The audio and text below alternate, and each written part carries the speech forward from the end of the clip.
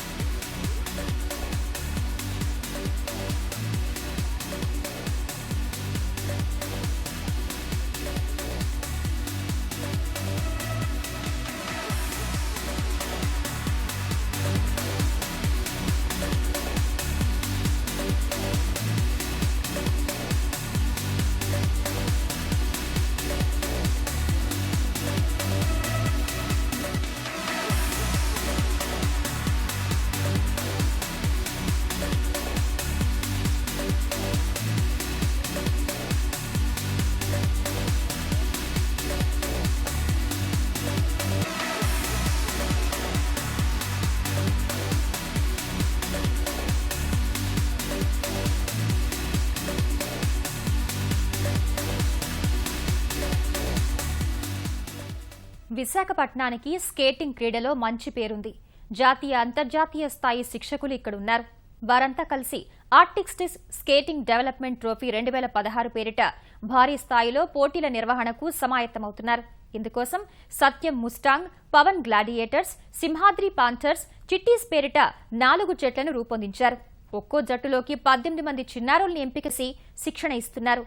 వచ్చే నెలలో వారి మధ్య పోటీ నిర్వహిస్తారు. త్వరలో జాతీయ స్థాయిలో జరగనున్న స్కేటింగ్ పోటీల్లో విశాఖపట్నాన్ని విజేతగా నిలపడమే ఈ లీగ్ లక్ష్యం.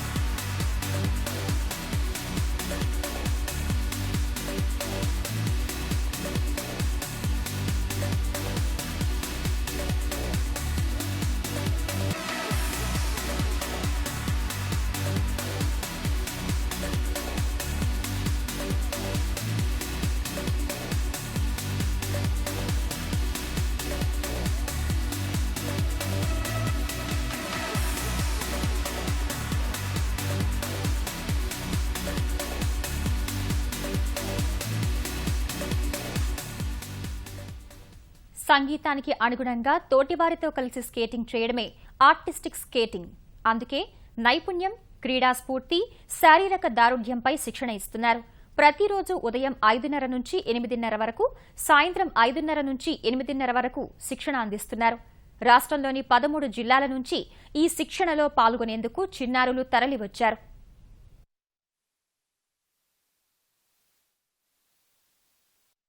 ఒక్కొక్క టీంకి ఒక్కొక్క కోచ్ని వాళ్ళు టీం మేనేజర్గా పెట్టేసి ఈ కాంపిటీషన్ నిర్వహిస్తున్నాం. ఇది జూన్ 29 నుంచి ఆగస్ట్ 14 వరకు అవుతుంది. ఆగస్ట్ 14న దీనికి క్లోజింగ్ సెరమనీ అండి. ఈ ఆర్టిస్టిక్ అంటే మ్యూజిక్తో చేసే జంప్స్ విషయంలో కానీ టెక్నికల్గా ఇంటర్నేషనల్ మేము వెళ్ళేటప్పుడు ఎక్కడెక్కడ ల్యాగ్ ఉన్నామో చూసి అవి మేము ఇప్పుడు చిన్నపిల్లలకి సీనియర్స్ ద్వారా మేము వర్కౌట్ చేస్తున్నాం. సో నేను సత్యంస్ ముస్టాంగ్ నుంచి చేస్తున్నాను. ముందు స్కేటింగ్ చేసింది ఒక ఎత్తు, ఇప్పుడు ASPL అందరూ ఇంటర్నేషనల్ స్కేటర్స్ చేస్తున్నాను. సో నేను చాలా డిఫరెంట్ ఎలిమెంట్స్ నేర్చుకోగలుగుతున్నాను.